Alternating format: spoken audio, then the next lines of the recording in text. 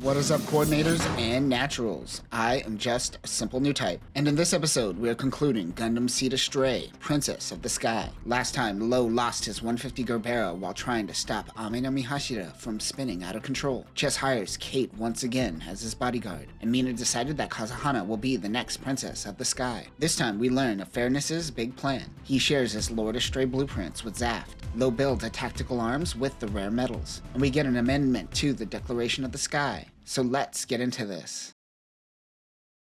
Both Lath and Kazahana launch in the Goldframe Amatsu Hana. The MHF-01 Re-3 Gundam Astray Goldframe Amatsu Hana is a remodeled version of the Re-2 Amatu. It is named after Kazahana. The armor returns to the original white of the vanilla Goldframe. Since Kazahana isn't a good pilot, Lath pilots the mobile suit with Kazahana acting as the sub-pilot. This is a two-seat mobile suit. Like Mina's unit, this has Mirage Colloid tech and phase shift armor. Weapons include 75mm Sea-Wiz, the Magano Ikitachi Energy Absorption Blade, the Magano Hoko Shot Lancer stored in the Magano Ikitachi, the Trukuros Kai Offensive Shield, Claws, and the Totsuka no Tsurugi Saber. If they tune the natural use operating system, Kazahana may one day be able to pilot it. In the past, the two girls are impatient waiting to learn who won. Kazahana is concerned how much power Fairness has, and wonders if he is pulling the strings behind the scenes. Gina and Guy are with Mina. She sits down and tells the two that the princess will be Kazahana. In the present, Guy in the blue frame helps test the new gold frame. Kazahana doesn't even know what Guy is capable of. He unleashes dragoons and says, "He could do that?" While fighting, Gina rushes Guy. He says he hasn't been relieved of protecting the princesses, so he will fight Guy. Gina is a dick, but he always protected Mina. I like that the carbon clone is still a dick, but he protects the princess. The rematch to the fight between Gina and Guy is on.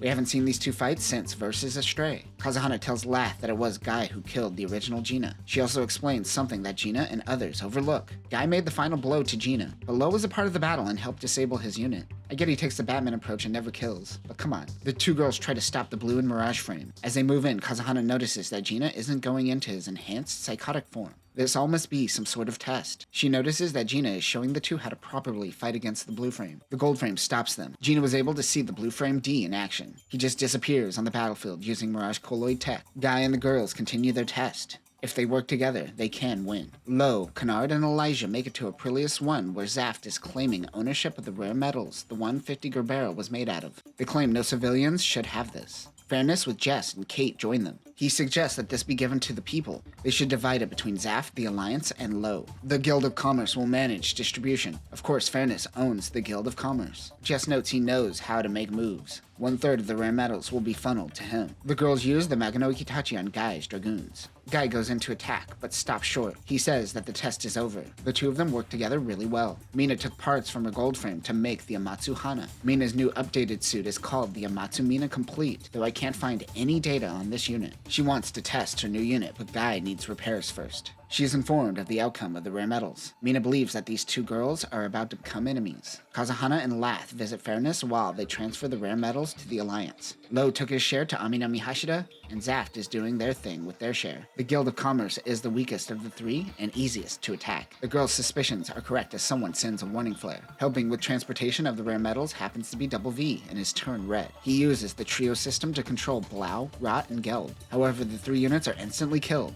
Again. This is exactly what happened to you in Destiny Astray R. Is this going to become a running gag? It happens to be Dante and Elsa. Double V then unleashes the mass production Hyperions piloted by AI. Dante and Elsa banter while they attack. The girls and Fairness launch in their mobile suits. Elsa shoots at point blank range, rocking the Amatsu Hana and knocking out Kazahana. Gina comes in to save the girls, but the assassins retreat. They claim their mission is complete anyways. It was just to do minor damage. They all regroup on Fairness's ship. Kazahana says, "Alright, cut the crap. They got out of this situation way too easy." But Elsa and Dante specifically targeted the Lord Astray and Amatsu Hana, and then just bailed? What is Fairness trying to pull? He says, "You're right, Kazahana. I should use the rare metals to upgrade my mobile suit." Good idea. The girls don't trust him, but Lath finds that there is something good about him. She will go with Fairness and figure it out. Kazahana can't be doing this now, as she is the Princess of the Sky. Fairness and his ship finally make it to their location. Artemis, the base with the first Armure Lumiere system. This once belonged to the Eurasian Federation, but as of now, it belongs to Fairness. Lath is going to stay with Fairness to ensure that he doesn't step over the line. He says, "Aw, but I want to take over the world." He says, "Look guys, I'll be the one to say it. I just think the Destiny plan isn't that bad. Is it really taking away free will if it provides so many efficiencies?" Lath says, "I'm watching you. I won't let you run no shadow government under my watch." Also, Kazuhana is wearing Mina's outfit, and it is adorable. It's like a mini Mina. She tells Gina to watch over Lath. Fairness gives her data on the new Lord Astray. He wants her to give it to Lo. Meanwhile, Lo turned the handle of the 150 Gerbera into a positron cannon like the Lohengrin. Lo gets a transmission from Kazuhana. He reads the plans and realizes that this may very well be the greatest mobile suit ever. In the hands of someone like Kira, this could be used to shape the world. I appreciate that they're saying that the Astray line of mobile suits is superior to anything in the main timeline of Cosmic Era. Suck it, Jesus Yamato. His new Lord Astray just might be invincible. He uses the rare metal Omega to coat the mobile suit. There was enough to coat one mobile suit. If Lo could get his hands on a lot of rare metal, then he could possibly defeat Fairness, which is why he divided it into 3. It will be impossible to get his hands on it. Double V plans on stealing the metal for himself. Approaching Artemis is Leon Graves with Alec Ladd in his Kerberos Zaku Phantom. We haven't seen these two since Frame Astrays. Remember, Leon is a natural working with Zaft. Rudolf Wittgenstein is also with them. I keep forgetting about this guy. Leon has Hyperions they borrowed from their spy, so Double V is working with them. Before they attack, the Artemis umbrella goes down, and out comes Lord Astray Omega. The MHF-01 Lord Astray Omega is a redesigned version of the Lord Astray that utilizes the rare metal Omega that originally came from Lo's 150 Gerbera Strait. This unit only has half of the rare metals applied to it. It is equipped with the Lord Longsword, which can split and create a saber. It can also become a whip. This version retains the MA-M3 Heavy Blade. Leon knows of Fairness's mobile suit and instantly moves in to attack, no hesitation. He knows Fairness's ego is his weakness. Their ship moves in to handle Artemis while they're distracted. He plans on self-destructing the Hyperion nuclear reactors into Artemis. But before he can, he is scared off by a mysterious new mobile suit. Leon and his team retreat. It is Lath and the new Amatsu Hana Kai. The MBF-P01 Re-3 Gundam Astray Gold Frame Amatsu Hana Kai, later renamed to Amaterasu, is the upgraded gold frame that has the rare metal Omega in certain areas. This is where the other half of the metals went. The wings are called the Yatagarasu, consisting mainly of the rare metal Omega. This can separate and function as a fighter, which Kazuhana will later pilot. The Amino Hazuchi is similar to Voiture Lumiere and is seen used on Stargazer as well. Weapons include the Tactical Arms Omega, which include Dragoons. Fairness tells him that he sends the Lord Astray specs on the plants and decided to create their own Astray. Now Lo can't build a weapon capable of defeating the Lord Astray. Bernadette interviews Fairness and ensures the people that he is totally not enacting the Destiny Plan, but he's totally trying to enact the Destiny Plan. It's gaining traction more on Earth than the plants, who surprisingly rejected it. But it will soon grow through space as well. There is nothing that they could do to stop the Lord Astray, now that the plants are rebuilding their own. It is the nuclear strategy. If you can't beat them, join them. An armed nation is a peaceful nation and all that jazz. It does raise the question, why does a politician businessman have a mobile suit though? Lath decides to do Fairness's genetic screening. Everyone gathers at Aminami Hashira, including the Green Frame and Gale Strike. That means Trojan and Indy He are joining them. Remember, Indy He is a carbon human clone of Guy. Also, there's Double V. He laughs and says he's better than you filthy naturals. Kazuhana knows he's the one who leaked the intel, but she lets him stay if he spills the beans on what he knows. Uno and Satona Winters are there too. Everybody from Astray is converging! While some of the boys train, others help Lo with a new weapon. Meanwhile, Fairness gets Lath's DNA results. Her coordinator genes have no direct correlation to her empathetic nature. Everything that makes Lath comes from her environment, not her genes. Lath says, now that you have learned a new path, certainly you will change your ways, right? Fairness says, oh, you poor little girl. That's not how any of this works. She knows that Fairness has been watching everyone since the beginning. That is when Dante and Elsa approach them looking for a fight. Lath says, you could change your ways, but Dante says, it's in my genes, damn it! This fight is a metaphor. Fairness tells Dante that his unit isn't invincible because he gave half of the rare metals to Lath's unit. Dante says, so, you could be stronger is what you're saying.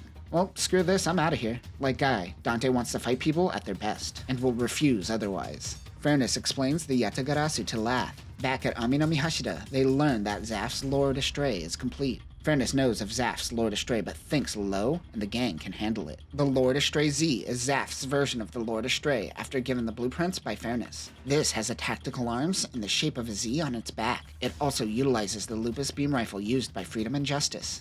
Unlike Fairness's model, this uses the Omega rare metals all over its body. It also has Voiture Lumiere installed. The test pilot is named Rika Shader. She is under command of Leon, who knows that they have the rare metals. They say Double V, stop leaking intel, you asshole! The weapon that Lo made to defeat the Lord Astray is the Omega Tactical Arms Silver and Gold, but they fly out of Double V's hands and attack Leon's ship. The Tactical Arms themselves are Dragoons that Guy can control. If they attack their ship, the Lord Z will just attack Artemis. Fairness and the others all converge. During all of this, Kazuhana is taking command and giving orders. All the rare metal is in one place. Kazuhana and the Izumi class tells Lath to come to their side. Lath boards their ship. She wants to still save fairness if possible. The problem with the Astrayverse at this point is that we know everyone's gonna live and everything's gonna be fine, so it kind of leaves the stakes meaningless. Kazuhana asks Mina to make her the head of the Sahaku family in that moment. Now, as the head of the family, she makes Lath her daughter and princess. Feel like you didn't have to make her princess, you could just give the command as the ruler. But whatever. The two will head out in the gold frame.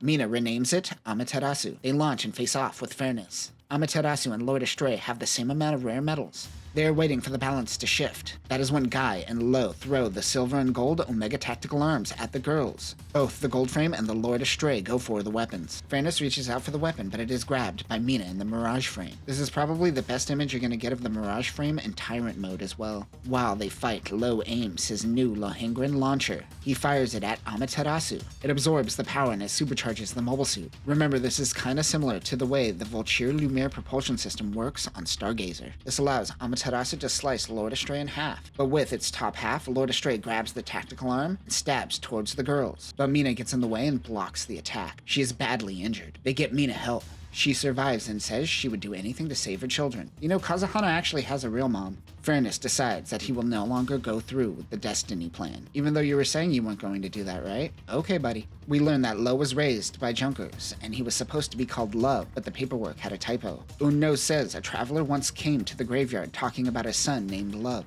He knows Lo's father. Dante and Elsa are at the plants trying to start a fight with Lord Astray Z, since it is the invincible Astray. With approval of Kazuhana, Mina yields her authority to Lath. She plans on following the Declaration of the Sky, but she adds her own amendment. She will not only protect those that follow the Declaration of the Sky like Mina, but she will go further and consider them family. Kazuhana stays with Serpentel, where she claims she always belonged. Kenneth Lucchini is giving intel back to Hologram Mattias. Even though he is dead, his intel machine continues. Kenneth is doing all of this to get the clan's inheritance. They call this new file the Princess of the Sky. It started with Mattias' suggestion to find an heir, and this ends with Mattias learning of the heir's success.